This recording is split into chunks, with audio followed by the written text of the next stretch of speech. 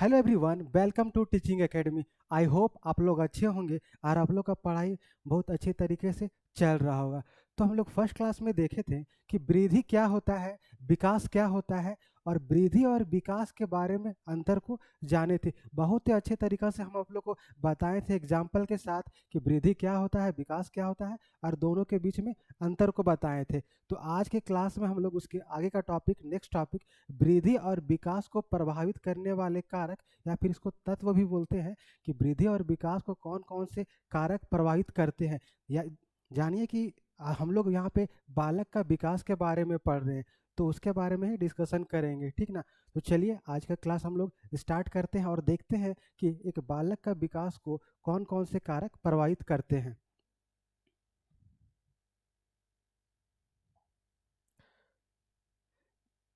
एक एग्जाम्पल से समझते हैं। देखिए इस फिगर में आप देख रहे होंगे, अक्सर होता है क्या कि मान लीजिए किसी के घर में किसी बच्चे का जन्म होता है, ठीक ना।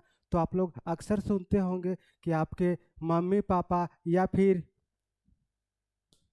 आपके मम्मी पापा या फिर कोई दादी या फिर कोई आसपास के लोग आते हैं तो आपको बोलते होंगे कि नहीं, कि इस बच्चे का चेहरा है वह बिल्कुल इसके पापा के जैसा दिख रहा है, इसके मम्मी के जैसा दिख रहा है, दादा पे गया है। ऐसा अक्सर सुनते होंगे, क्योंकि बोलते ही है, चेहरा मिलता है। तो आखिर ऐसा कैसे होता है? क्योंकि इसमें होता क्या है कि उसके जो पूर्वजों का गुण है उसके मम्मी पापा के थ्रू उस बच्चे में आता है। तो इस तरह से हम लोग क्या देख रहे हैं कि एक बच्चे का जो विकास है अनुवांशिक गुण से, किससे? तो अनुवांशिक गुण से प्रभावित होता है, ठीक ना। एक और एग्जांपल हम लोग देखते हैं। जैसे आप लोग देखते होंगे किसी के मम्मी पापा का हाइट ज़्यादा है, लंबे है, ठीक ना। तो उसका जो बच्चा होता है, मतलब उसका बेटा या बेटी, उसका भी हाइट जनरली देखते हैं कि लंबा ही होता है। ज़रूरी नहीं है, लेकिन देखते हैं लंबा ही होता है। तो क्या एक तरह से बोल सकते हैं कि बच्चे का जो विकास हो रहा है इसमें भी उसके मम्मी पापा का गुण आया है। तो भी ये क्या हुआ? तो ये भी एक अनुवांशिक कारक के कारण ऐसा हो रहा है, ठीक ना। तो ये दोनों एग्जाम्पल से हम लोग देख सकते हैं ना कि बच्चे का जो विकास है किस पे डिपेंड कर रहा है? तो उसके अनुवांशिक कारक पे डिपेंड कर रहा है, ठीक ना। ये पहला हो गया। अब हम लोग अगले स्लाइड में देखते हैं। देखिए उसके बाद क्या होता है कि जब बच्चा का जन्म होता है फिर वह धीरे धीरे चलने सीखता है, बोलने सीखता है। फिर वह क्या आसपास में अपने दोस्तों के साथ खेलने के लिए जाता है, साथ में खेलता है। उनका बिहेवियर कैसा होता है, उसका रहन सहन कैसा होता है, उसके साथ में सीखता है। तो क्या वहाँ देखिए क्या एक बच्चा है जो अपने और भी दोस्तों के साथ में मैदान में खेल रहा है। तो एक तो घर से गया वो बाहर में खेलने के लिए, तो यह किस तरह से ये भी बच्चे का विकास में प्रभाव डाल रहा है, या भी बच्चे के विकास को प्रभावित कर रहा है। तो लेकिन यह किस में आ जाएगा? ये जो आसपास है वो सारे उसके पर्यावरणीय कारक में आ जाएगा, ठीक है ना। क्योंकि अनुवांशिक कारक तो एक हो गया, लेकिन उसके अलावा जितने भी कारक बच्चे के विकास में रहते हैं सारे किस में आ जाएंगे? वह पर्यावरणीय कारक में आ जाएंगे। चलिए एक और एग्जाम्पल देखते हैं। जब बच्चा बड़ा होता है तो फिर क्या हुआ? स्कूल जाता है। तो बच्चे के विकास में स्कूल का भी बहुत बड़ा योगदान होता है। वहाँ पे वह स्कूल जाता है तो फिर उसके टीचर कैसे है, वह टीचर कैसे पढ़ाते हैं, वह सबका बिहेवियर से सीखता है। तो बच्चे का विकास में कहीं ना कहीं स्कूल का भी पूरा प्रभाव पड़ता है। तो ये सब किस में आ जाएंगे? ये सारा कुछ पर्यावरणीय कारक में आ जाएंगे। तो अब हम लोग यह बोल सकते हैं कि बच्चे को, एक बच्चा का वृद्धि या विकास को पूरी तरह से दो कारक प्रभावित करते हैं। मुख्य रूप से दो ही कारक प्रभावित करते हैं। पहला कारक क्या हुआ? पहला कारक आपका हो गया अनुवांशीय कारक, ठीक ना। अनुवांशिक कारक जो है वो प्रभावित करते हैं। और दूसरा कौन है? तो दूसरा है पर्यावरणीय कारक। तो क्या अब इतना ही हो गया? अब तो आप लोग को हम समझा दिए कि ये दोनों कारक पे ही बच्चे का विकास निर्भर करता है। तो एग्जाम में इतना से क्वेश्चन नहीं पूछेगा और डिटेल से पढ़ेंगे, क्योंकि ये जो क्लास है आपका बीएड फर्स्ट सेमेस्टर या फर्स्ट ईयर उसके लिए भी है, अब जेटेट के लिए, सीटेट सबके लिए है, क्योंकि ये टॉपिक सब में पढ़ना है। तो हम थोड़ा आप लोग को डिटेल से पढ़ा रहे हैं ताकि आप समझे, क्योंकि बाद में भी एक बार आप खुद से कभी भी रिवीजन कर ले तो आपका माइंड में तुरंत आ जाए, ठीक ना। चलिए अब आगे देखते हैं। देखिए जो हम आपको बताएं वृद्धि और विकास को प्रभावित करने वाले कारक, जो आपको हम पहले बताएं वही यहाँ पे लिखा हुआ है, फ्लो चार्ट के माध्यम से डायग्राम के थ्रू आपको बता रहे हैं। क्या है? वृद्धि जनरली पूछता है विकास को प्रभावित करने वाले, तो कभी कभी अगर वृद्धि भी पूछेगा तो वही होगा, ठीक ना। तो क्या होगा? विकास को प्रभावित करने वाले कारक। तो आपको बताएं कि मेन दो ही कारक है, कौन कौन से हैं? पहला तो आपका हो गया अनुवांशिक कारक। बच्चा का विकास को मेन क्या है? पहला हो गया अनुवांशिक कारक, ये प्रभावित करता है। और दूसरा क्या है? इसके अलावा जितने भी आते हैं सब किस में आएंगे? पर्यावरणीय कारक में आएंगे, ठीक ना।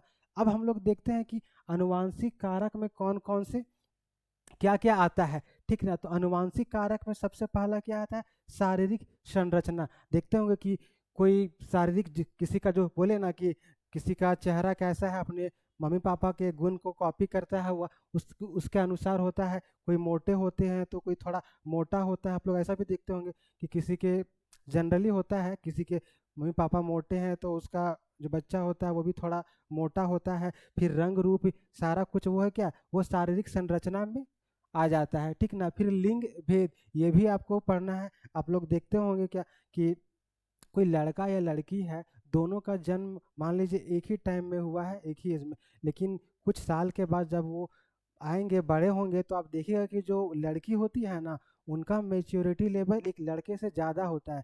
और वो उनका लंबाई भी है ना, एक लड़के से जल्दी बढ़ता है। सेम एज, कोई मान लीजिए 15 साल की लड़की भी है और 15 साल का लड़का भी है, तो सेम एज में लड़का से ज़्यादा मेच्योर लड़की होगी, ठीक ना। अब अगला पॉइंट आपका क्या है? संवेगात्मक विकास, किसी के प्रति कैसा बिहेवियर होता है, इमोशनल, ये सारा कुछ इसमें आ जाएगा। क्योंकि अब देखिए कोई बच्चा क्रोधित है, किसी के फैमिली में मम्मी पापा गुस्सा करते हैं, तो उसके बच्चा भी थोड़ा थोड़ा उसी के अकॉर्डिंग जल्दी गुस्सा हो जाते हैं। तो ये सब किस में आ जाएगा? ये सब आ जाएगा आपका संवेगात्मक विशेषताएं में। फिर बुद्धि, आप लोग ऐसा भी देखते होंगे, किसी के मम्मी पापा थोड़ा तेज है, बुद्धिमान है, तो उसका बच्चा भी कहीं ना कहीं बुद्धिमान होता है, तेज होता है। उनके मम्मी पापा या उनका भी प्रभाव उस बच्चे पे पड़ता है। तो इस तरह से बोल सकते हैं कि बुद्धि भी एक बच्चा के विकास को प्रभावित करता है। फिर वंश या प्रजाति, यह वंश या प्रजाति भी बच्चा का विकास को तो प्रभावित करता ही है, ठीक है ना। उसके बाद आता है आंतरिक संरचना, जो इंटरनल स्ट्रक्चर है, कैसे है, क्या है, यह सब भी एक बच्चे का विकास को कहीं ना कहीं प्रभावित करता है। ये सब के बारे में हम लोग डिटेल से भी डिस्कशन करेंगे, जितना पॉइंट्स अभी बता रहे हैं ना, सारे के बारे में डिटेल से पढ़ेंगे, आगे में जानेंगे, ठीक ना। अब उसके बाद देखिए, पहला तो ये सब किस में आ गया? यह आ गया अनुवांशिक कारक में। क्या क्या आया? पहला आया आपका शारीरिक संरचना, दूसरा क्या है? दूसरा है लिंग भेद, और तीसरा क्या है? संवेग संवेगात्मक विशेषताएं, चौथा क्या है? बुद्धि, पांचवा क्या है? वंश और प्रजाति, छठा क्या है? आंतरिक संरचना। अब चलिए हम लोग किस में देखते हैं? पर्यावरणीय कारक में। पर्यावरणीय कारक में क्या क्या आते हैं?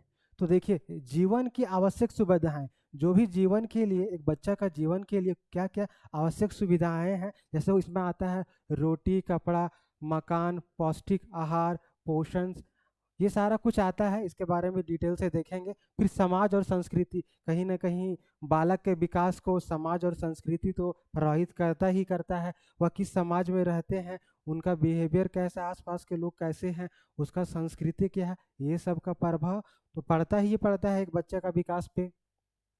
फिर परिवार, परिवार पे पड़ता ही है कि उसका परिवार कैसा है। अगर किसी के परिवार के मान लीजिए मम्मी पापा बहुत पढ़े लिखे हैं, अच्छे हैं, तो उस बच्चे का परवरिश भी बहुत अच्छा तरीका से होता है। अगर किसी के मम्मी पापा थोड़ा गरीब है, तो उसके अकॉर्डिंग ही उस बच्चे का परवरिश होता है, उनको सारा सुविधा नहीं मिल पाता है। लेकिन जिनके पास पैसा रहता है, सारा सुख सुविधा अपने बच्चे को देते हैं। तो कहीं ना कहीं परिवार पे भी डिपेंड करता है बच्चे का विकास, ठीक है ना। फिर अगला पॉइंट क्या है? शारीरिक और मानसिक रोग या चोट। मान लीजिए कोई बच्चा का कोई मानसिक मानसिक या शारीरिक रूप से बीमार है, या कुछ उसको प्रॉब्लम हो गया है बच्चा में, तो वह उसका विकास थोड़ा धीमा होगा, अच्छा से नहीं होगा। तो कहीं ना कहीं क्या, शारीरिक और मानसिक रोग भी एक बच्चे के विकास को पूरी तरह से प्रभावित करते हैं। उसके बाद ये बताए थे विद्यालय, कि विद्यालय का भी प्रभाव कहीं ना कहीं बच्चे के विकास पर पड़ता ही। जब बच्चा विद्यालय जाता है, आप ये भी देखते होंगे कि मान लीजिए दो बच्चे हैं, ठीक ना, एक बच्चा है जो छोटा मोटा स्कूल में जाता है, एक बच्चा है जो बहुत अच्छा English medium hi fi school में जाता है। तो आप देखिएगा, जो अच्छा स्कूल में जाता है इंग्लिश मीडियम, वहाँ पे बच्चे का विकास ज़्यादा होता है, क्योंकि उसमें उसको सारी सुविधाएं मिलता है। लेकिन जो छोटा मोटा स्कूल में जाता है उसको पढ़ाई के अलावा उतना सारी सुविधाएं नहीं मिलती। तो कहीं ना कहीं जो बच्चा अच्छे स्कूल में जा रहा है उसका विकास थोड़ा अच्छा होगा, ठीक ना। तो इतना सारा पॉइंट देख लिए, इतना सारा पॉइंट देख लिए, तो आप लोग इससे अब बना सकते हैं, बहुत सारा ऑब्जेक्टिव क्वेश्चन बन जाएगा। लेकिन अब हम चाह रहे हैं कि सारे पॉइंट को डिटेल से एक्सप्लेन करेंगे, जितना भी पॉइंट आपको बताए हैं ना सारे, क्योंकि क्वेश्चन देखिएगा, अब जे टेट हो या सी टेट हो या कोई अदर स्टेट का टेट एग्जाम, सारे एग्जाम में इसके बीच बीच से क्वेश्चन पूछा हुआ है। तो हम सारा क्वेश्चन जो पूछा हुआ वो सारे पॉइंट्स को लिखे। ये और आपके ये बीएड सेमेस्टर एग्जाम या फिर फर्स्ट ईयर यूनिवर्सिटी एग्जाम जो है सबके लिए इंपॉर्टेंट है, क्योंकि आपका यूनिवर्सिटी एग्जाम है तो आप सिर्फ पॉइंट इस तरह से तो नहीं लिख सकते, और थोड़ा उसको डिटेल से एक्सप्लेन करना पड़ेगा। तो इसीलिए हम डिटेल से आप लोग को बता रहे हैं। चलिए अब आगे देखते हैं। देखिए अब वही जितना हम बताएं सारा कुछ लिखा हुआ है। वृद्धि और विकास, वृद्धि और विकास को प्रभावित करने वाले, वृद्धि और विकास को प्रभावित करने वाले कारकों को मुख्य, क्या दो मुख्य श्रेणियों में विभाजित किया गया है। ऐसे तो बहुत सारा होता, लेकिन सारा किस में आएगा, दो जो मुख्य श्रेणी है, पहला क्या है अनुवांशिक कारक और दूसरा क्या है पर्यावरणीय कारक। इसी में सारा कुछ आ जाएगा। अगर हम अलग अलग पढ़ेंगे तो बहुत कुछ है, लेकिन ओवरऑल देखेंगे तो कहीं ना कहीं ये दोनों के अंदर ही आएंगे, ठीक ना। तो अब हम लोग देखते हैं अनुवांशिक कारक क्या होता है। जैसा कि आप लोग को हम बताएं हैं कि जो गुण उनके पूर्वजों से, उनके माता और पिता के थ्रू उस बच्चे में आता है, तो उसको क्या बोलते हैं अनुवांशिक कारक बोलते हैं। देखिए क्या लिखा हुआ है, अनुवांशिक कारकों के अंतर्गत वे गुण और विशेषताएं आती है जो एक व्यक्ति को जन्म से ही अपने पूर्वजों से, माता पिता के माध्यम से प्राप्त होता है। तो क्या होगा, वही ना होता है अनुवांशिक गुण में, उनके जो पूर्वजों का गुण है उनके माता पिता के थ्रू उस बच्चे में आता है, तो अनुवांशिक गुण वही हुआ अनुवांशिक कारक। अब अगला पॉइंट देखिए क्या बोल रहा है, व्यक्ति के जन्म से प्राप्त गुण क्या होता है, जो व्यक्ति को जन्म से जो प्राप्त गुण होता है, जैसे क्या रंग हो गया, रूप हो गया, बुद्धि, व्यवहार, फिर प्रवृत्तियां आदि, उसी उसी के विकास की दिशा और गति निर्धारित करते हैं। क्या होता है ये सब जितना भी है ना, एक बच्चा का रंग रूप बुद्धि या उसका व्यवहार प्रवृत्ति आदि उसी विकास की दिशा की गति को निर्धारित करता है। कहीं ना कहीं ये सब सारा कुछ बच्चे को विकास को प्रभावित करता है, ठीक ना। चलिए अब अगला पॉइंट देखते हैं। देखिए पहला क्या हो गया, पहला इसमें अब देखिए निम्नलिखित अनुवांशिक कारक, अनुवांशिक कारक में पहला ये आपको बता चुके हैं, पहले ही एक्सप्लेन कर चुके हैं, लेकिन फिर से हम यहाँ पे एक्सप्लेन कर रहे हैं पूरा डिटेल में। निम्नलिखित अनुवांशिक कारक मानव के विकास को प्रभावित करती है। तो उसमें पहला क्या है, पहला आपका है शारीरिक संरचना। पहला क्या है, शारीरिक संरचना। जो बच्चे का रंग रूप गुण है यह सब किस में आता है, शारीरिक संरचना में। तो इसके बारे में हम लोग अब देखते हैं। देखिए क्या आता है इसके अंतर्गत, शरीर की लंबाई, जैसे आपको बताए थे ना, लंबाई, चौड़ाई, ऊंचाई, भार, मुख मतलब वही चेहरा आदि जैसे शारीरिक पहलू आते हैं। ये सारा कुछ बताएं आपको एग्जाम्पल के थ्रू, कि जैसे किसी के मम्मी पापा लंबे हैं तो उसका जो बेटा बेटी होता है वो भी हाइट में थोड़ा लंबे होते हैं, उसके जैसे होते हैं। तो क्या वो किसके अंदर आता है, वो आता है सिर्फ शारीरिक संरचना के अंतर्गत, ठीक ना। फिर देखिए उसके बाद क्या बोल रहा है, शारीरिक रूप से लंबे, जो शारीरिक रूप से लंबा होता है, बलिष्ठ मतलब क्या बलवान मजबूत, फिर सुंदर और आकर्षक अट्रैक्टिव, लोग प्राय क्या खेल कूद, व्यायाम, मॉडलिंग और अभिनय जैसे क्षेत्रों में अधिक सफल होते हैं। आप लोग देखते होंगे जो लंबा चौड़ा है, देखने में सुंदर है, अट्रैक्टिव है, वह सब किस में जाता है। जैसे मान लीजिए कुछ लड़की लोग मॉडलिंग करती है तो लोग को देखते होंगे, पहले वो तो सुंदर रहती है, पूरा हाइटेड लंबी रहती है, गोरी नारी, तो वो सब लड़की किस में आती है, मॉडलिंग करती है। तो उसी तरह व्यायाम क्या होता है, खेल कूद जो करता है, ये सब जो लंबे होते हैं, बलिष्ठ, सुंदर होते हैं, वो सब खेल कूद में जाते हैं, खेल कूद का फील्ड में। फिर या तो वो सब जिम उम देखते होंगे, व्यायाम जो करते हैं, वो सब कैसे रहते हैं, लंबे, हेल्थी रहते हैं, सुंदर रहते हैं, ठीक ना। फिर अगला पॉइंट क्या है देखिए, शरीर की बनावट व्यक्ति को उपयुक्त व्यवसाय या क्षेत्र चुनने क्या उपयुक्त मतलब उसके अनुसार कोई व्यवसाय या क्षेत्र चुनने और तदनुसार अपना विकास करने में सहायता करती है। इस पॉइंट में क्या बोल रहा है, देखिए, उपयुक्त शरीर की बनावट के अनुसार उपयुक्त व्यवसाय। जैसे मान लीजिए कोई लड़का लंबा है, ठीक है ना, या कोई लड़की लंबी है, तो जिसका हाइट लंबा है वो देखते होंगे अक्सर जो आर्मी में या बीएसएफ में जाते हैं कौन, वैसे लड़के या लड़कियां जिनका हाइट लंबा होता है, तो जो लंबे हैं उसमें जा सकते हैं, छोटा हाइट वाला तो जा नहीं सकता बीएसएफ या आर्मी में। तो वही बोल रहा है कि वो अपने अकॉर्डिंग अपना व्यवसाय को चुन सकते हैं, ठीक ना। यहाँ देखिए फिगर में वही दिखाया गया है, अलग अलग उसका शारीरिक संरचना वाले व्यक्ति। ये लड़की जैसे मॉडलिंग करती है उस तरह की एक लड़की, ये थोड़ा मोटा है हेल्थ, ये थोड़ा जो व्यायाम करते हैं जिम, इनका शरीर फिट है। तो अलग अलग संरचना, शारीरिक संरचना वाला फिगर यहाँ पे दिखाया गया है। चलिए अब अगला स्लाइड देखते हैं। अब देखिए जो अनुवांशिक कारक है, बताएं अनुवांशिक कारक में दूसरा कारक क्या आता है, लिंग भेद। क्या होता है लिंग भेद में, अब देखिए हम लोग क्या होता है, आपको बताए थे कि अक्सर जो कोई लड़का या लड़की होती है सेम एज का, ठीक ना, सेम एज का होता है, तो आप लोग देखते हैं कि लड़की का विकास सेम एज में ज़्यादा होता है, वो उसी टाइम में थोड़ा ज़्यादा मेच्योर दिखती है, उसका हाइट भी थोड़ा जल्दी बढ़ता है। वही चीज़ को यहाँ पे बताया गया है, ठीक ना। देखिए क्या बोल रहा है, शारीरिक और मानसिक विकास पर लिंग भेद का स्पष्ट प्रभाव दिखाई पड़ता है, ठीक है। लड़कियों का शारीरिक विकास, क्या बोल रहा है, लड़कियों का शारीरिक विकास लड़कों की अपेक्षा यानी लड़कों की तुलना में शीघ्र होता है, क्या होता है, जल्दी होता है। बताएं ना कि दोनों का एज सेम है, लेकिन लड़की का जो विकास है वह लड़का की तुलना में थोड़ा ज़्यादा होता है, वह थोड़ा जल्दी मेच्योर होती है और थोड़ा हाइट भी होगा जल्दी बढ़ता है। वो जल्दी क्या होता है, मेच्योर, वही बोल रहा है, परिपक्व हो जाती है, यानी कि जल्दी मेच्योर हो जाती है। फिर देखिए उसके बाद अगला नेक्स्ट पॉइंट क्या बोल रहा है, बालिकाओं का मानसिक विकास भी बालकों की अपेक्षा जल्दी होता है। ये भी आप लोग देखते होंगे कि सेम एज का लड़की और लड़का है, तो लड़की लोग का मानसिक विकास है ना, उन लोग को थोड़ा सोचने समझने का एबिलिटी लड़का से सेम एज है तो ज़्यादा होता है, वो लड़की लोग ज़्यादा सोचती है। तो वही यहाँ पे बात बोल रहा है, बालिकाओं का मानसिक विकास भी बालकों की अपेक्षा जल्दी होता है। ये फिगर के बारे में बता दिए कि कोई लड़का या लड़की है, दोनों सेम एज का है, तो लड़की का हाइट थोड़ा जल्दी बढ़ता है, जल्दी मैच्योर होती है। तो इस तरह से हम लोग देख लिए, पहला भी देख लिए और दूसरा भी देख लिए। पहला क्या था, शारीरिक संरचना, और दूसरा क्या है, लिंग भेद। अब चलिए इसका थर्ड पॉइंट हम लोग देखते हैं। अब क्या है देखिए, बच्चे का विकास को प्रभावित करने वाला अनुवांशिक कारक में थर्ड पॉइंट क्या है आपका, थर्ड पॉइंट में है संवेगात्मक विशेषताएं।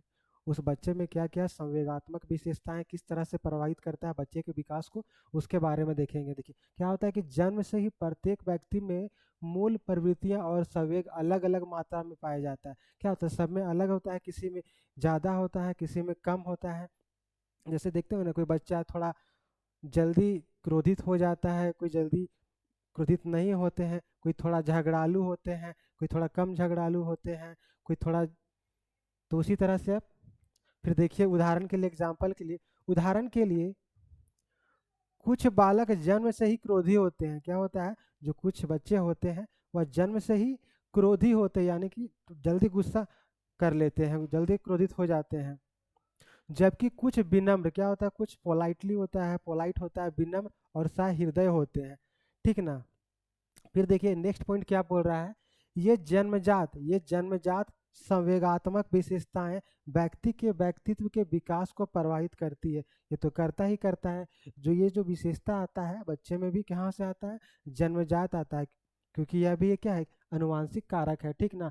तो जन्मजात आता है और यह भी कहीं ना कहीं बच्चे के विकास को प्रभावित करता है। इस तरह से हम लोग अभी तक तीन पॉइंट को देख चुके हैं। चलिए अब नेक्स्ट पॉइंट को देखते हैं, बच्चे को विकास करने वाला अनुवांशिक कारक का चौथा पॉइंट।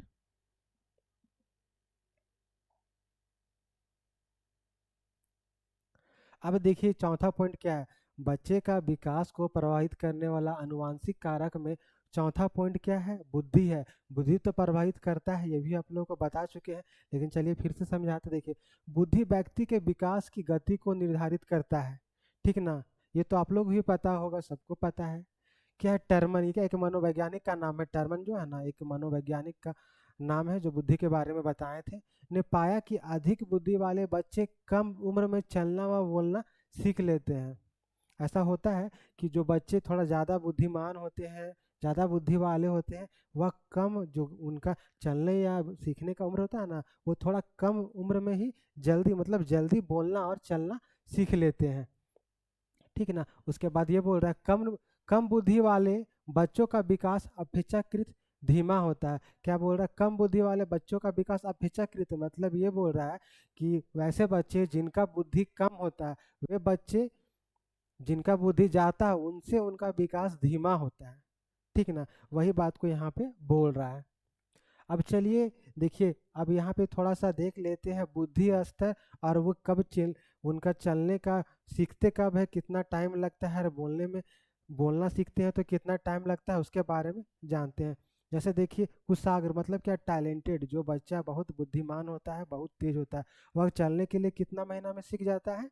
वह चलने के लिए कितना, मात्र 13 महीना में चलने के लिए सीख जाता है। जो बच्चा बुद्धिमान है, तेज है, ज़्यादा बुद्धिमान है, ज़्यादा तेज है। और वो बोलने के लिए कब सीखता है? वह तो 11 महीना में, 11 माह में, 11 महीना में बोलने के लिए सीख जाता है। अब देखिए क्या दूसरा है, सामान्य। सामान्य जो बच्चे नॉर्मल है, सामान्य है, उनको चलने में कितना महीना लगता है? उनको चलना सीखने में 14 महीना का टाइम लगता है। कितना? तो 14 महीना का टाइम लगता है। वहीं जो बच्चे सामान्य बुद्धि के हैं, उनको बोलने के लिए सीखने के लिए कितना? 16 महीना का टाइम लगता है। कितना? तो 16 महीना का टाइम लगता है। मतलब कि जो सामान्य बुद्धि वाले बच्चे हैं, वह 16 महीना में बोलने के लिए सीखते हैं। जब उनका उम्र 16 महीना हो जाता है, तब वह बोलने के लिए सीखते हैं। उसके बाद थर्ड है मूर्ख। जो मूर्ख या बोल सकते हैं बेवकूफ़, जो बेवकूफ़ बच्चे होते हैं, थोड़ा मूर्ख होते हैं वो जब उनका उम्र 22 महीना हो जाता है, तब वह चलने के लिए सीखते हैं। और जब उनका उम्र 34 महीना हो जाता है, तब वह जो मूर्ख बच्चे होते हैं, वह बोलने के लिए सीखते हैं। उसके बाद नेक्स्ट है मूढ़, यानी इसको बोल सकते हैं महामूर्ख, मूर्ख से भी ज़्यादा मूर्ख। तो ऐसे जो बच्चे हैं, वह 30 महीना में चलने के लिए सीखते हैं। कब? तो 30 महीना जब उनका हो जाता है, तब वह चलने के लिए सीखते हैं।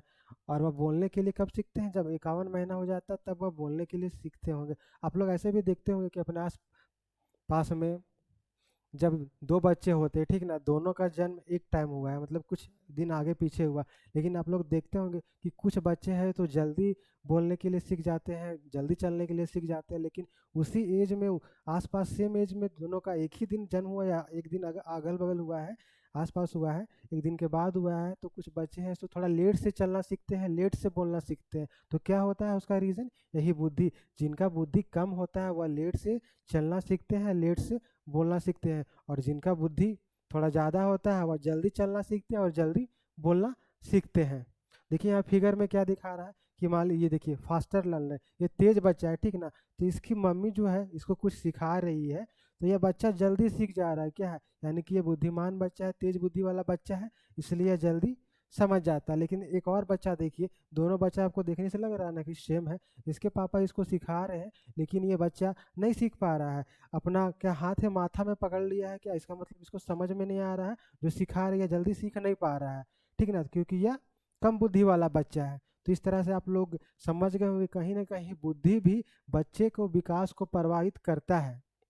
जो तेज बुद्धि वाले होते हैं, ज़्यादा अच्छे बुद्धि वाले होते हैं, वह जल्दी बोलना सीखते हैं, जल्दी चलना सीखते हैं। और जो कम बुद्धि वाले होते हैं, वो थोड़ा लेट से चलना सीखते हैं, लेट से बोलना सीखते हैं। तो चलिए अब हम लोग नेक्स्ट टॉपिक इसका देखते हैं, नेक्स्ट पॉइंट क्या है। अब देखिए नेक्स्ट पॉइंट क्या है, अनुवांशिक कारक में बच्चे के विकास को प्रभावित करने वाले अनुवांशिक कारक में जो नेक्स्ट पॉइंट है, वंश या प्रजाति। तो कहीं ना कहीं बच्चे का जो विकास है उसके वंश या प्रजाति पर भी निर्भर करता है। देखिए विभिन्न प्रजातियों के लोगों में विकास की गति भिन्न होती है। जो जो अलग अलग प्रजाति के होते हैं, उनका विकास का जो गति भी होता है वह अलग अलग होता है। जैसे देखिए आप लोग अक्सर देखते हैं, उदाहरण क्या बोल रहा है, निग्रो जाति। निग्रो ये कौन है? या जो अफ्रीका महाद्वीप के, जैसे देखते होंगे जो वहाँ के लोग होते हैं ना, यह है जो अफ्रीका महाद्वीप की एक जाति है, उन्हीं का नाम है। वहाँ के लोग थोड़ा लंबे होते हैं, पूरा काले काले होते हैं, उसके बारे में बोला जा रहा है। जो निग्रो जाति के बच्चों की शारीरिक जो परिपक्वता होती है ना, वह श्वेत बच्चों की तुलना में लगभग 80% अधिक होती है। मतलब वो सबका जो मेच्योरिटी लेवल है, जो नॉर्मल बच्चे श्वेत बच्चे हैं, वह सबसे 80% ज़्यादा होता है वो जल्दी सीखते हैं। वो बोल रहा देखिए, यहाँ पे बोला जा रहा है इस फिगर में, जैसे देखिए अगर ये बच्चे के जो ज़्यादा लंबे हैं तो उनके पिता भी लंबे हैं, तो बच्चा भी थोड़ा ज़्यादा लंबे होते हैं। चलिए अब अगला पॉइंट देखते हैं। देखिए इसमें नेक्स्ट लास्ट पॉइंट क्या है, बच्चे को विकास को प्रभावित करने वाले अनुवांशिक कारक का लास्ट पॉइंट क्या है, आंतरिक संरचना। आंतरिक संरचना, देखिए हम जितना पॉइंट भी बता रहे हैं ना आप लोगों को, ये सारा पॉइंट से कहीं ना कहीं आप लोगों का यूनिवर्सिटी का ऑब्जेक्टिव क्वेश्चन भी पूछा हुआ, प्लस जेटेट में भी पूछा हुआ है, सीटेट में भी पूछा हुआ है, फिर अदर टेट जैसे यूपी टेट, राजस्थान टेट और भी जो हरियाणा टेट, सारे में क्वेश्चन कहीं ना कहीं ये सबसे पूछा हुआ है। ठीक ना, जैसे ये भी है ना, ये भी क्वेश्चन पूछा हुआ है, आप देखिएगा प्रीवियस ईयर, क्योंकि हम सारा जो भी आप लोग को थ्योरी इतना डिटेल से पढ़ा रहे तो सारा कुछ देखने के बाद ही पढ़ा रहे हैं। और जब ऑब्जेक्टिव क्वेश्चन करवाएंगे तो उसमें भी आप लोग को हम दिखाएंगे कि ये सब थ्योरी पे पढ़ा है यार, वो सबसे क्वेश्चन पूछा है, सारा कुछ करवाएंगे। पहले थ्योरी इसका कंप्लीट हो जाएगा, एक दो क्लास और थ्योरी का इस टॉपिक का होगा, उसके बाद फिर इसका ऑब्जेक्टिव क्वेश्चन करवाएंगे, प्रीवियस ईयर जितना भी एग्जाम में पूछा हुआ है सारा कुछ करवाएंगे। ठीक है ना, देखिए इसमें क्या बोल रहा है, शरीर की बाह्य संरचना, जो एक्सटर्नल स्ट्रक्चर के साथ साथ आंतरिक संरचना भी व्यक्ति के विकास को अत्यंत महत्वपूर्ण भूमिका निभाती है। ये बोल रहा है जैसे जो बाहर का तो है ही है, लेकिन अंदर का जो है ना वो भी स्ट्रक्चर कहीं ना कहीं बच्चे का विकास को प्रभावित करता है। तो अब अंदर का स्ट्रक्चर में क्या क्या पार्ट्स आता है वो देखिए, क्या आता है उसके अंदर में, हड्डियाँ आती है, अंदर क्या ही ना है, हड्डी तो अंदर ही होता है, हड्डियों की बनावट, फिर मस्तिष्क की संरचना, फिर क्या है पिनियल और थायराइड तथा पैराथायराइड ग्रंथि, ये सब क्या है मनुष्य में पाई जाने वाली ग्रंथियां का नाम है। ठीक ना, आप लोग जो साइंस के स्टूडेंट होंगे या फिर आप लोग ये सब तो पढ़े होंगे, 9th-10th में सब पढ़े होंगे, वो तो 9th-10th में सब कोई साइंस पढ़ता ही, चाहे आप साइंस के स्टूडेंट हो, आर्ट्स के हो या कॉमर्स के हो, सब कोई पढ़ता ही है। तो ये सब क्या ग्रंथियाँ हैं, थायराइड तथा पैराथायराइड ग्रंथियाँ और यकृत, अग्नाशय, हृदय आदि की क्रियाएं शामिल होती है। तो ये सब भी क्या होता है, जो आंतरिक संरचना होता है एक बच्चे का, ये भी कहीं ना कहीं बच्चे के विकास को प्रभावित करता है। अब देखिए इन सभी आंतरिक अंगों की सामूहिक कार्य प्रणाली व्यक्ति के शारीरिक, मानसिक तथा चारित्रिक विकास के लिए उत्तरदायी होता है, कहीं ना कहीं होता है, क्योंकि देखिए उसका शारीरिक विकास रहेगा, आंतरिक अच्छा रहेगा तो शरीर से अच्छा रहेगा, हेल्थी रहेगा तो सारा कुछ वो उसके अकॉर्डिंग करेगा भी, मानसिक भी उसका दिमाग तेज रहेगा तो उसका वो जल्दी सीखेगा भी, जल्दी चलने के लिए या जल्दी हर चीज़ करने के लिए सीखेगा, उसका बिहेवियर भी अच्छा रहेगा। अब चलिए ये सब तो जितना भी पॉइंट्स हम लोग देखे हैं, एक बच्चे का विकास को प्रभावित करने वाले सब क्या थे, तो ये सब अनुवांशिक कारक थे, जितने भी कारक थे सब अनुवांशिक कारक थे। अब हम लोग देखेंगे कि एक बच्चे को विकास को प्रभावित करने वाले जो वातावरणीय कारक हैं, ठीक ना, वह तो अनुवांशिक कारक थे, जो एक बच्चे में उसके माता पिता से या पूर्वजों से जो गुण उन लोग को मिलता है, वो सब कारक में क्या क्या पॉइंट्स थे सारा कुछ आपको बता दिए, सारा पॉइंट्स, और हर पॉइंट को आपको बताए हैं, डिटेल से समझाए हैं, और वो सबसे क्वेश्चन पूछता है एग्जाम में। ठीक ना, अब चलिए अब देखते हैं हम लोग को क्या पर्यावरणीय कारक में कौन कौन सा पॉइंट्स आता है, क्या क्या आता है। देखिए क्या बोल रहा है, वातावरण अनुवांशिकता से प्राप्त गुणों और विशेषताओं का पूर्ण विकास करने में अत्यंत सहायक होता है। क्योंकि देखिए एक ये क्या बोल रहा है, क्योंकि देखिए एक बच्चे का जब जन्म होता है तो सिर्फ उसी से बच्चे का विकास नहीं हो जाता है, क्योंकि बच्चे का विकास में कहीं ना कहीं उसके परिवार का, उसके दोस्तों का, आस पास पड़ोस का, उसके समाज का, संस्कृति का, उसके विद्यालय का, सबका प्रभाव पड़ता है, तभी एक बच्चे का समुचित विकास होता है। ठीक ना, अब चलिए देखिए क्या है, बैरिंग, वेल्ड और लैंगफील्ड, ये सब क्या, ये सबको मनोवैज्ञानिक का नाम है। ठीक ना, मनोवैज्ञानिक का नाम है। लैंगफील्ड के अनुसार वातावरण वह प्रत्येक वस्तु है जो व्यक्ति को, प्रतीकों यानी कि पिता, ठीक ना, प्रतीकों के अतिरिक्त अन्य सभी बातों को प्रभावित करते हैं। वही बोल रहा है जो अनुवांशिक गुण पिता या माता से मिलता है उसके अलग, उसके अलावा जो भी गुण होता है वह सब किस में आ जाएगा, तो वह सब आ जाएगा आपका पर्यावरणीय कारक वाला में। फिर देखिए नेक्स्ट पॉइंट क्या बोल रहा है, वातावरण के कारण व्यक्ति के वे गुण भी दबकर अविकसित रह सकते हैं जिनका विकास सफल जीवन के लिए आवश्यक होता है, यदि उसे उचित परिस्थितियां ना मिले। यह बात भी बिल्कुल सही है। जैसे देखिए आपको एग्जांपल से समझाते, होता क्या है कि आप लोग अक्सर सुनते हैं कि नहीं, वह शादी के 10 साल बाद भी आईएएस का एग्ज़ाम निकाल ली, या दरोगा का एग्ज़ाम निकाल ली, या फिर कोई टीचर का एग्ज़ाम निकाल ली। क्यों? क्योंकि शादी के बाद भी उस फैमिली में, उसको ससुराल में वैसा उसको इन्वायरमेंट मिला, पूरा सपोर्ट मिला, फैमिली सपोर्ट मिला, तभी जाके वह क्या, उतना साल के बाद भी सरकारी नौकरी ली या फिर अच्छा जगह पे पहुंची। तो कहीं ना कहीं वातावरण के कारण व्यक्ति का गुण प्रभावित होता है। अगर उसको फैमिली से सपोर्ट नहीं मिलता तो शादी के बाद वह जॉब नहीं ले पाती, इतना सालों के बाद भी होता है ना, अक्सर आप लोग ऐसा न्यूज़ में सुनते हैं कि अपने आसपास में देखते होंगे, ठीक है ना। और कुछ ऐसा भी होता है जो, देखिए उसके बाद यदि उसे उचित परिस्थितियां ना मिले, क्या बोल रहा है, जिनका विकास उसके सफल जीवन के लिए आवश्यक होता है। और ऐसा भी देखते होंगे कि जैसे कोई लड़की, ठीक ना, बहुत पढ़ने लिखने में तेज है, शादी के पहले वह पूरा तैयारी कर रही है, कंपटीशन का अच्छा से पढ़ लिख रही है, वो एग्ज़ाम भी निकाल ली है, लेकिन फाइनल सिलेक्शन नहीं हुआ, लेकिन जैसे ही उसका शादी हो जाता है उसके बाद उसका क्या, पढ़ाई लिखाई छूट जाता है। तो ऐसा भी होता है क्योंकि उसको फैमिली से सपोर्ट नहीं मिल रहा है, उसके हस्बैंड सपोर्ट नहीं कर रहे, या फिर कहीं ना कहीं उसके ससुराल वाले सपोर्ट नहीं कर रहे। तो यह टोटली जो होता है ना, जो एक बच्चे का, या फिर बोल सकते हैं उनका विकास कहीं ना कहीं पूरा इन्वायरमेंट पे डिपेंड करता ही करता है।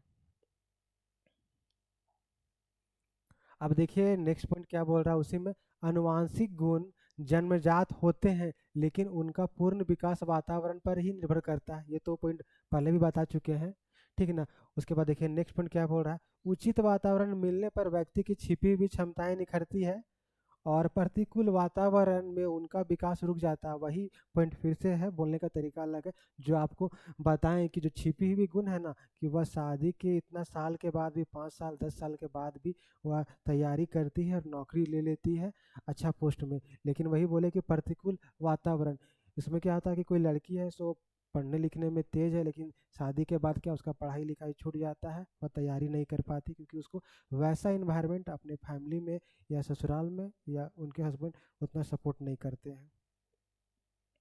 चलिए अब इसमें देखते हैं।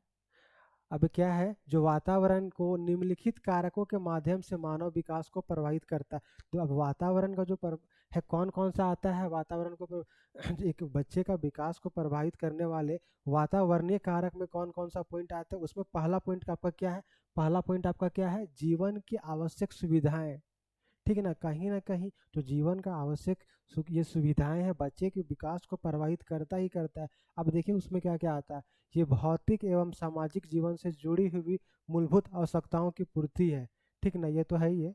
तो उसमें क्या क्या आता है, जो आवश्यक सुविधाएं हैं ना, उसमें क्या क्या आता है, देखिए इसमें रोटी कपड़ा मकान विद्यालय, क्योंकि एक बच्चे का विकास के लिए क्या, रोटी कपड़ा मकान, ये तो जरूरी है ही है, ये तीनों तो जरूरी है ही है, लेकिन उसके अलावा भी क्या, विद्यालय भी जरूरी है, पौष्टिक आहार भी जरूरी है, वही संतुलित भोजन भी जरूरी है, शुद्ध वायु प्रकाश, ये सब कुछ ज़रूरी है, ठीक है ना। एक बच्चे का अच्छा से विकास होने के लिए रोटी कपड़ा मकान के अलावा उसको अच्छी शिक्षा भी मिलनी चाहिए, पौष्टिक भोजन भी मिलने चाहिए, संतुलित भोजन भी मिलना चाहिए, शुद्ध हवा भी मिलना चाहिए, और अच्छा प्रकाश भी मिलना चाहिए। तभी कहीं ना कहीं जाकर एक बच्चे का अच्छा से विकास होगा।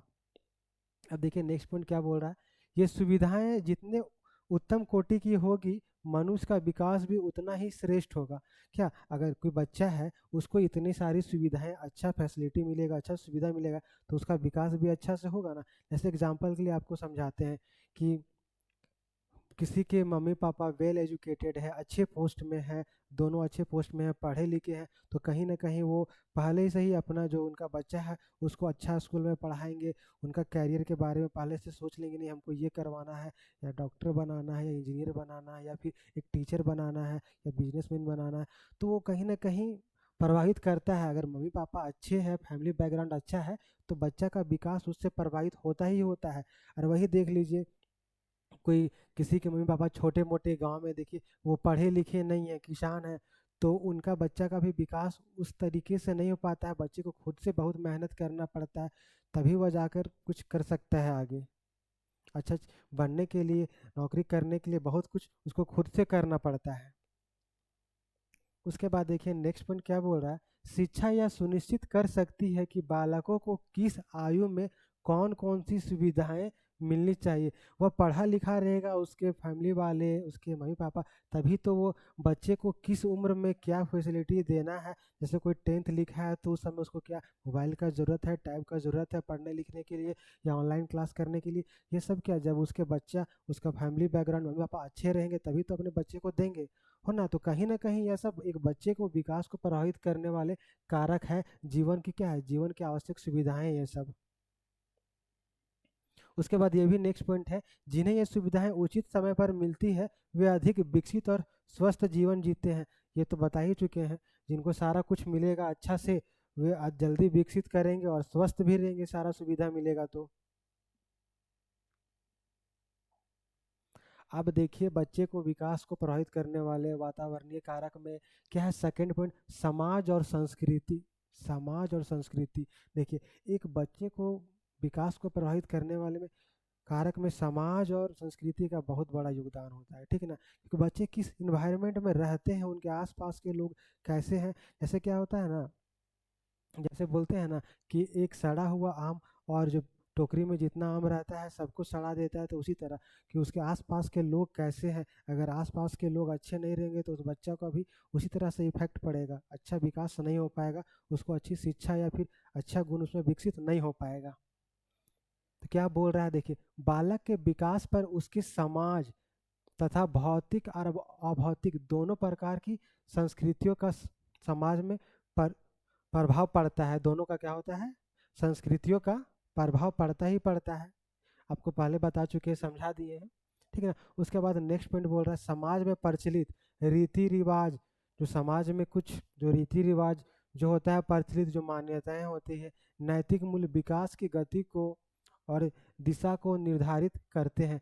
होता है अक्सर, जैसे देखते होंगे आप लोग कि नहीं, गांव में क्या होता है कि लड़की का बहुत कम एज में शादी हो जाता है। नहीं, समाज में एक रीति रिवाज है, नहीं लड़की का शादी जल्दी कर देना चाहिए, उसको ज़्यादा पढ़ने लिखने नहीं दिया जाता है। तो कहीं ना कहीं एक बच्चे का विकास में यह सब भी जो है ना बहुत बड़ा योगदान देता है, उनका विकास सही से नहीं हो पाता। जो ये भी होता है ना, प्रचलित रीति रिवाज, मान्यताएं, नैतिक मूल्य बच्चे को विकास को प्रभावित करता है।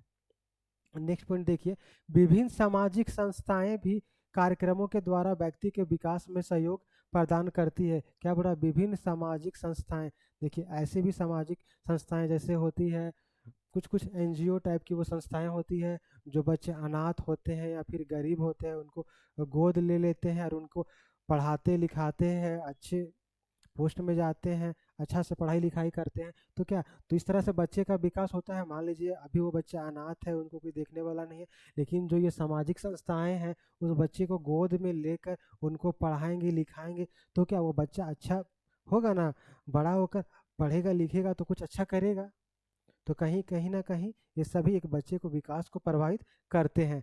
फिर देखिए नेक्स्ट पॉइंट क्या है, बालक जिस समाज में रहता है वहीं की सांस्कृतिक परंपराएं, भाषा और नैतिक मान्यताएं उसके व्यवहार और सोच को आकार देती है। सही बात है, जैसे उस जिस परंपरा में रह रहा है, जिस संस्कृति में रह रहा है, जैसे क्या होता है संस्कृति में उसके मम्मी पापा या उसके फैमिली में कोई पूजा करने वाले हैं, डेली पूजा करते हैं, तो उसको देख कर क्या ये फिर डेली मंदिर जाते, तो कहीं ना कहीं बच्चा भी पूजा करने लगता है या कुछ सीखता है। फिर नैतिक मान्यताएं भी, जैसे कोई बच्चा देखिएगा उसको रिस्पेक्ट करने के लिए सिखाया जाता है, उनके मम्मी पापा दादा दादी सिखाते हैं कि नहीं आपको ये आपके ये लगते हैं वो लगते हैं, उनको जब भी देखो तो गुड मॉर्निंग बोलो, प्रणाम करो, तो ये सब शिक्षा मिलता है। तो कहीं ना कहीं बच्चे का विकास पर ये सब का भी प्रभाव पड़ता है, समाज और संस्कृति का भी, ठीक है ना। अब चलिए अगला पॉइंट देखते हैं। देखिए वही जो आपको बताया, फिगर के माध्यम से बताया गया कि यही सांस्कृतिक परंपराएं। देखिए अगर ये पढ़ रही है तो बच्चे को भी सिखा रही है पढ़ने के लिए। कहीं ना कहीं ये सांस्कृतिक जो है ना परंपराएं बच्चे को विकास को प्रभावित करता है। फिर देखिए नैतिक मान्यता है, उदाहरण के लिए मदद करना। अगर आप मदद करने के लिए सिखाइएगा, अगर आप एक बच्चे को दीजिएगा या कि नहीं कि किसी का कोई बूढ़ी है उनका मदद करना चाहिए, किसी का हेल्प करना चाहिए, उसको ज़रूरत है, तो कहीं ना कहीं यह भी बच्चे को विकास में प्रभावित करता है। उसके बाद देखिए ये भी आता है सांस्कृतिक परंपराएं में, जैसे ये कुछ भी पूजा कर रही है, नदी में कुछ विसर्जन कर रहे हैं, तो ये भी एक बच्चे को शिक्षा मिल रहा है, तो ये बच्चा भी इसका फॉलो कर रहा है, ठीक ना, तो यह कहीं ना कहीं यह बच्चे के विकास को प्रभावित करता है। उसके बाद भाषा भी, देखिए ये पढ़ रही है, मान लीजिए कोई बुक पढ़ रही है, तो बच्चे को सिखा रही है पढ़ने के लिए, तो ये भी कहीं ना कहीं बच्चे को विकास को प्रभावित करता है। चलिए अब नेक्स्ट पॉइंट देखते हैं। अब देखिए परिवार, एक बच्चे का विकास में ना परिवार का सबसे बड़ा योगदान होता है। बच्चा का विकास बोलिए तो बहुत ज़्यादा परिवार पर निर्भर करता है।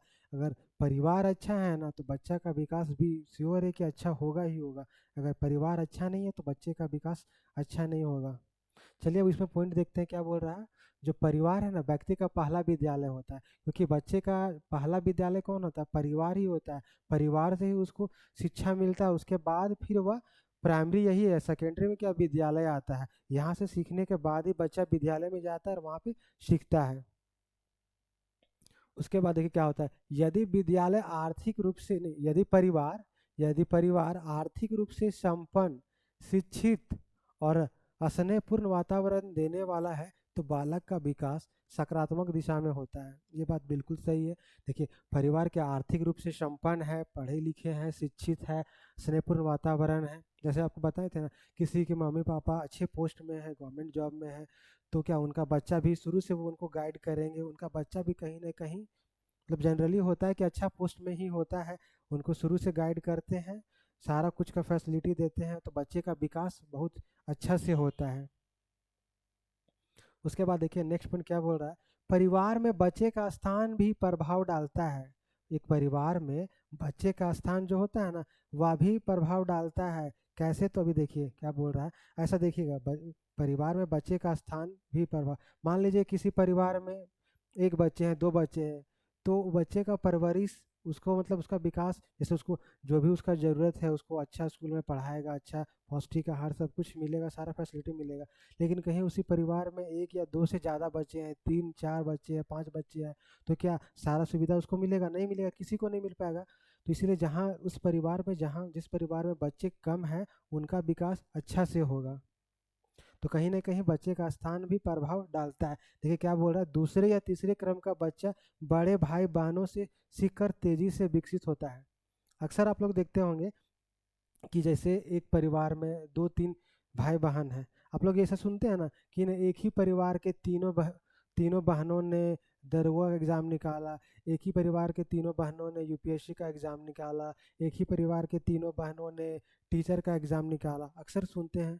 तो इसमें होता है क्या है कि मान लीजिए उसका फैमिली बैकग्राउंड अच्छा है, उसकी बड़ी बहन पढ़ी लिखी है अच्छी से, तो उसके जो छोटे बहन है ना उनको भी पूरा गाइडेंस करते हैं अक्सर। क्योंकि अगर कोई बड़ा भाई बहन है वो अच्छे पोस्ट में है तो अपने छोटे भाई बहन को गाइडेंस करते हैं, और छोटा भाई बहन है ना देख रहा है कि नहीं मेरे बड़े भैया ऐसे ऐसे पूरा गाइडेंस करते हैं कि अच्छे पोस्ट में है, पढ़े लिखे हैं, सारा कुछ तो होता ही है कि उसका छोटा भाई बहन भी अच्छा पोस्ट में जाता ही जाता है।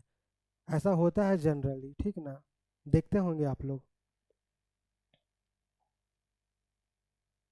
अब देखिए यहाँ पे नेक्स्ट पॉइंट क्या बोल रहा है, शारीरिक और मानसिक रोग, चोट, ये भी कहीं ना कहीं बच्चे के विकास को प्रभावित करता है, ठीक ना। शारीरिक या मानसिक रूप से चोटिल हो जाएगा तो बच्चे का विकास पूर्ण रूप से नहीं हो पाएगा। देखिए इसमें क्या बोल रहा है, शारीरिक अथवा मानसिक चोट बालक का विकास को रोक सकती है। सही बात है, जो शारीरिक या मानसिक चोट किसी तरह का हो जाएगा तो क्या हुआ, बालक के विकास को रोकेगा ना, रोकेगा ही, या उचित दिशा में नहीं होने देती है। जैसे कि मान लीजिए कोई बच्चा ही छोटा ही है, किसी तरह से वो उसको मानसिक, जैसे कुछ बोलते हैं ना कि बच्चा का विकास मेंटल टाइप का, थोड़ा उसका दिमाग काम नहीं करता है, कुछ लोग देखते होंगे आसपास में, कुछ कुछ बच्चे ऐसे होते हैं जो ठीक से बोल नहीं पाते हैं या कुछ उतना ज़्यादा अच्छा से बात नहीं करते हैं, थोड़ा दिमाग उनका नहीं तेज रहता है, मतलब भोंदू टाइप का करते हैं, तो उनका विकास भी सही से नहीं हो पाता है। तो वही होता है।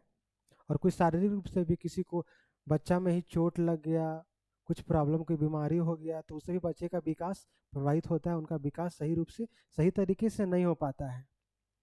देखिए अब क्या बोल रहा है, बाल्य अवस्था यानी बालक का जो अवस्था है उसमें गंभीर बीमारियां कौन कौन सी, जैसे पोलियो हो गया, फिर मस्तिष्क ज्वर, जैसे किसी को पोलियो या मस्तिष्क ज्वर हो जाता है ना, शारीरिक और मानसिक वृद्धि को बाधित कर देता है। होता ही है, किसी को पोलियो मार दिया तो क्या बच्चे का विकास अच्छा से होगा, नहीं होगा। फिर देखिए इसी तरह ये भी है नेक्स्ट पॉइंट, इसी तरह मानव या तनाव या दुर्घटनाएं मानसिक विकास पर नकारात्मक असर डालती है। क्या डालती है? तो जो तनाव होता है ना, तनाव या फिर दुर्घटना, जो किसी तरह का तनाव दुर्घटना जो भी होता है ना, तो मानसिक जो विकास होता है ना, एक बच्चे का मानसिक विकास, तो उस पर नकारात्मक प्रभाव, यानी कि उसका जो विकास है ना सही से नहीं हो पाएगा, क्योंकि वो तनाव में रहता है। ऐसे भी आप लोग देखते होंगे कि कोई जो बच्चा ज़्यादा थोड़ा टेंशन में रहता है, उतना विकास उसका नहीं हो पाता। और कुछ, जैसे आपको एग्जांपल देते हैं, दो बच्चे हैं, ठीक ना, दो दोस्त हैं, दोनों एक ही क्लास में रहते हैं, एक ही साथ जन्म हुआ, लेकिन एक बच्चा का जो भी होता है ना, थोड़ा टेंशन में रहता है कि नहीं, उसका फैमिली बैकग्राउंड अच्छा नहीं है, कोई जो खुद से हमको पढ़ना या ट्यूशन पढ़ाना है, उसके बाद हमको अपना खर्चा निकालना है। और एक बच्चा जिसको पूरा फैमिली से सपोर्ट मिलता है, जितना पैसा चाहिए मिलता है, तो बच्चा कहीं ना कहीं, जो बच्चा को पूरा फैमिली सपोर्ट मिलता है, उसका विकास अच्छा से होता है, वो फ्रीली कुछ भी कर सकता है। उसके बाद देखिए, विषैली दवाओं का प्रभाव भी विकास को बाधित करता है, ये भी बात सही है। आप लोग ऐसा अक्सर सुनते होंगे कि कुछ कुछ बच्चे का जो होता है ना, कम उम्र में आदत पड़ जाता है। जैसे कुछ बच्चे क्या है कि नशा करने लगते हैं, जैसे गांजा हो गया, फिर ये सब का कुछ कुछ बच्चे का आदत हो जाता है, नशा करने लगते हैं, तो क्या उनका विकास सही तरीके से होगा? उनका विकास सही तरीके से नहीं होता है। जिन बच्चों को इस तरह की नशीली दवाओं का प्रभाव का क्या, विकास को बाधित कर देगा, उनका विकास सही तरीके से नहीं हो पाएगा। उसके बाद देखिए, शैशवा अवस्था और बाल्यावस्था, ये सब जो बाल्यावस्था शैशवावस्था, ये सब आगे हम लोग डिटेल में सारा कुछ पढ़ाएंगे, कौन सा कितना एज में होता है, सारा कुछ डिटेल में आप लोग को वो टॉपिक आएगा 2-4 क्लास के बाद, उसमें सारा कुछ पढ़ाएंगे। होने वाले रोग कभी कभी बालक के विकास को अवरुद्ध कर देते हैं। जो छोटा वही शैशवावस्था, उसके बाद का अवस्था है बाल्यावस्था में, जो कुछ गंभीर रोग जो यहाँ बोले ना, जो भी रोग होता है ना, वो बालक के विकास को प्रभावित करता है, क्योंकि छोटा में ही उसको, जैसे कोई पोलियो बीमारी या कुछ और तरह का बीमारी हो गया, तो उसका विकास को कहीं ना कहीं वो प्रभावित करेगा ही, उस बच्चे का विकास सही तरीके से नहीं हो पाएगा। चलिए अब अगला पॉइंट हम लोग देखते हैं। देखिए, बच्चे को विकास को प्रभावित करने में विद्यालय का भी बहुत बड़ा योगदान होता है। क्या, परिवार का होता है और विद्यालय का तो होता ही होता है। देखिए इसमें क्या क्या बोल रहा है, बालक के विकास में विद्यालय के वातावरण, अध्यापक तथा शिक्षा के साधनों का निर्णायक भूमिका होता है। ये बात 110% सही है, ठीक है ना। देखिए, आपको ये भी बताए थे कि जिन दो बच्चे हैं, ठीक है ना, एक बच्चा हिंदी मीडियम छोटा मोटा स्कूल में पढ़ रहा है, और एक बच्चा है जो अच्छा स्कूल में पढ़ रहा है, English medium hi fi school में पढ़ रहा है। तो छोटा जो स्कूल में, जो बच्चा छोटा स्कूल में जा रहा है, उसको सारा सुविधा, पढ़ाई लिखाई के अलावा उतना सारा कुछ, जैसे बड़े बड़े स्कूल में सारा कुछ, किसी को डांस करना है या कुछ खेल कूद, हर चीज़ का सुविधा वहाँ पे रहता है। लेकिन छोटा मोटा स्कूल में जाते हैं, वहाँ पे सारा सुविधा नहीं मिल पाता है। तो कहीं ना कहीं जो बड़े स्कूल में जाते हैं, उस स्कूल में जो बच्चे जाते हैं, उनका विकास थोड़ा ज़्यादा होता है हर चीज़ में, ठीक ना। जिन विद्यालयों में कक्षा शिक्षण के साथ साथ, वही बोल रहा है, जिन विद्यालयों में कक्षा शिक्षण जो क्लास में पढ़ाई होता है, उसके साथ साथ पाठ सहगामी क्रियाओं, ये सहगामी क्रिया है जो एक्स्ट्रा, जैसे कल्चरल प्रोग्राम होता है, डांस, या 15 अगस्त हो गया, 26 जनवरी, या कोई भी फंक्शन होता है, ये सारा एक्टिविटी करवाते हैं। छोटा मोटा स्कूल में, सब स्कूल में नहीं होता, लेकिन जो बड़े बड़े अच्छे स्कूल होते हैं, हर चीज़ में ये सब करवाते हैं, फंक्शन होता है, तो ये सब से भी बच्चा सीखता है, उनको सारा कुछ का फैसिलिटी मिलता है, ठीक ना। सहगामी क्रियाओं का आयोजन होता है, वहाँ बालक को अपनी प्रतिभा के विकास को अवसर, जो क्या प्रतिभा के विकास के अवसर मिलते हैं, क्या वहाँ पे जो उसमें एबिलिटी है, वहाँ सारा कुछ मिलेगा। जैसे कोई बच्चा, नहीं कि हमको डांस सीखना है, तो वहाँ डांस भी सिखाया जाता है। कुछ भी करना है, किसी को सिंगर बनना है, तो बड़े बड़े स्कूल में गाने के लिए भी सिखाया जाता है। किसी को नहीं क्रिकेटर बनना है या स्पोर्ट्स करना है, तो वहाँ सारा कुछ का सुविधा मिलता है। तो ये छोटे मोटे स्कूल में नहीं होता, तो कहीं ना कहीं ये सब भी बच्चे को विकास को प्रभावित करते ही करते हैं। चलिए अब नेक्स्ट पॉइंट देखते हैं। निर्देशन निर्देशन परामर्श सेवाएं और स्वास्थ्य सेवाएं बालकों को समस्याओं का समाधान खोजने में सहायता करती है। ये बोल रहा है, किसी को निर्देश दे रहे हैं, परामर्श सजेशन दे रहे हैं, तो ये सब भी है ना, बच्चे को जो स्वास्थ्य सेवा है उसको प्रभावित करता है, उसको समाधान करता है। किसी बच्चे को आप दीजिएगा सजेशन, तो कहीं ना कहीं किसी को मतलब प्रॉपर गाइडेंस दीजिएगा, तो उसका विकास जल्दी होगा। जैसा आपको पता है ना कि किसी के मम्मी पापा अच्छे पढ़े लिखे हैं, तो आप, या फिर बड़े भैया अच्छे पढ़े लिखे अच्छे पोस्ट में है, तो अपने छोटे भाई को गाइडेंस करेगा, प्रॉपर सजेशन देगा कि नहीं यार ये करो वैसे करो, हम इस तरह से किए तो जल्दी होगा, इस एग्जाम को जल्दी क्रैक कर लो, अक्सर बोलते हैं। तो वही बात को यहाँ पे बोला जा रहा है, ठीक है ना। उसके बाद बोल रहा है, अध्यापकों का व्यवहार भी बालकों के विकास पर सकारात्मक या नकारात्मक प्रभाव डालता है। ये भी बात सही है। जैसे देखते होंगे कि कभी कभी टीचर ना कुछ बच्चे को ऐसा होता है, लेकिन करना नहीं चाहिए, कि किसी स्टूडेंट को ज़्यादा मानते हैं, किसी स्टूडेंट को कम मानते हैं। तो ये सब भी बच्चे को विकास में है ना, कुछ जैसे सेम कुछ करना है तो स्टूडेंट देखता है कि नहीं, उसको ज़्यादा मान रहे हैं, हमको कम मान रहे हैं, तो ये कहीं ना कहीं नेगेटिविटी उस बच्चे में उस टीचर के प्रति आ जाता है। तो ये सब करना नहीं चाहिए, लेकिन ये भी बच्चों के विकास पर क्या होता है कि नकारात्मक प्रभाव को डालता है। ठीक ना, तो चलिए अब आगे देखते हैं। देखिए यहीं पे देखिए एक स्कूल में सारा कुछ जो है उनके टीचर सिखा रहे हैं ये सब। छोटा मोटा स्कूल में इतना कुछ फैसिलिटी नहीं मिलता है, ठीक ना, तो उनका विकास थोड़ा अच्छा तरीका से होगा। जैसे अब क्या होता है, अब तो स्कूल में पूरा डिजिटल बोर्ड लग गया, डिजिटल बोर्ड के थ्रू पढ़ाया जाता है। अच्छे अच्छे स्कूल में देखिएगा तो उस तरह से बच्चा पूरा देखता भी है और सीखता भी है। जैसे कि नॉर्मल बोर्ड में, छोटा मोटा स्कूल में क्या, नॉर्मल बोर्ड में वही जो चौक वाला और खल्ली वाला ब्लैक बोर्ड रहता है उसमें, और डिजिटल बोर्ड में तो बच्चा इसमें बहुत सारे इसमें दिखाया जाता है, ये सबको वीडियो उसके थ्रू पढ़ाया जाता है। तो कहीं ना कहीं इन बच्चों का विकास थोड़ा अच्छा से होगा, तेज़ी से होगा। चलिए तो अब और लास्ट में देखते हैं। तो लास्ट में आपको ये बोलेंगे आज का क्लास यहीं तक है, ठीक है ना। फिर अब नेक्स्ट क्लास में हम लोग पढ़ेंगे। तो इसके पहले आप लोग को बोल दें कि ये जो हम लोग का एप्लीकेशन है प्ले स्टोर में, प्ले स्टोर में नाम ऐसे है BEd DLEd नोट्स और लेसन प्लान। लेकिन जब आप इसको इंस्टॉल कर लीजिएगा तो टीचिंग एकेडमी के नाम से, ठीक है ना, देखिए लोगो में भी लिखा हुआ है टीचिंग एकेडमी। तो इस एप्लीकेशन को आप लोग डाउनलोड कर लीजिए, क्योंकि सारा वीडियो यूट्यूब पर आपका नहीं होगा, क्योंकि हम लोग 14 नवंबर से ना BEd फर्स्ट सेमेस्टर और JTET का भी कोर्स स्टार्ट करने वाले हैं। और फर्स्ट 100 स्टूडेंट के लिए उसमें आपको डिस्काउंट मिलेगा, 50% का ऑफर देंगे। तो आप लोग इस एप्लीकेशन को जो भी डाउनलोड नहीं किए होंगे सारा डाउनलोड कर लीजिए, और जितना कुछ पढ़ा रहे हैं सारा का PDF आपको एप्लीकेशन में ही मिलेगा। और सारा वीडियो यूट्यूब में रहेगा, यूट्यूब में कुछ कुछ वीडियो अपलोड होगा, लेकिन सारा वीडियो जो भी है आपको एप्लीकेशन में ही मिलेगा। इस एप्लीकेशन में जो BEd कर रहे हैं वो सबको तो पता ही होगा, और जो नहीं अभी डाउनलोड किए हैं JTET वाले या फिर CTET जो तैयारी कर रहे हैं, इस एप्लीकेशन को डाउनलोड कर लीजिए। इसमें सारा नोट्स अभी भी अवेलेबल है, लेकिन इसका 14 नवंबर को हम लोग कोर्स स्टार्ट करने वाले हैं, पेड कोर्स BEd का जो सेमेस्टर एग्ज़ाम का है उसका भी, फिर JTET का, और देखते हैं CTET का भी अगर होगा तो उसका भी करेंगे। तो चलिए आज हम लोग क्लास को यहीं तक रहने देते हैं। उसके बाद फिर अब नेक्स्ट क्लास में हम लोग इसके आगे का टॉपिक को पढ़ेंगे। चलिए बहुत बहुत धन्यवाद, थैंक यू।